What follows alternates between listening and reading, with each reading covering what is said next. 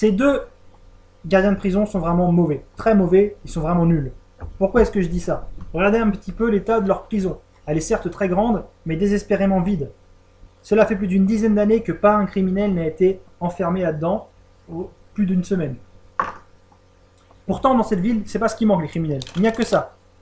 Des braqueurs de banques, des braqueurs de bijouterie, des voleurs de voitures, des cambrioleurs, des dealers de drogue. Tout ça dans la même ville, en totale liberté, jamais inquiété parce que la police fait mal son travail ou parce que quand elle le fait à peu près bien, eh bien nos gardiens de prison ne sont pas capables de conserver derrière les cellules les dangereux criminels. Ce qui fait que pour l'instant, dans cette prison, on a juste nos deux gardiens de prison, seuls, désespérément seuls, dans l'attente d'un dangereux prisonnier un jour.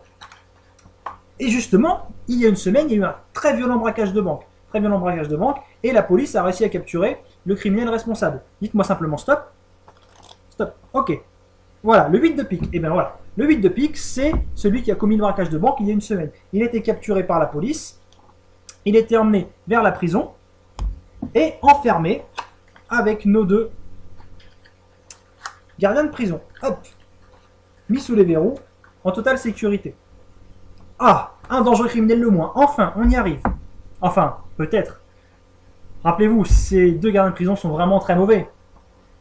Et malheureusement pour eux, le 8 de pique, son surnom, c'est le roi de l'évasion. Alors, ça plus ça, 48 heures même pas après avoir été enfermé, hop, notre 8 de pique s'est évadé pour se retrouver en totale liberté dans cette ville paisible. Et bien évidemment, dans la prison, plus trace de notre criminel, uniquement nos deux gardiens de prison, qui malheureusement sont toujours, mais alors toujours vraiment aussi mauvais.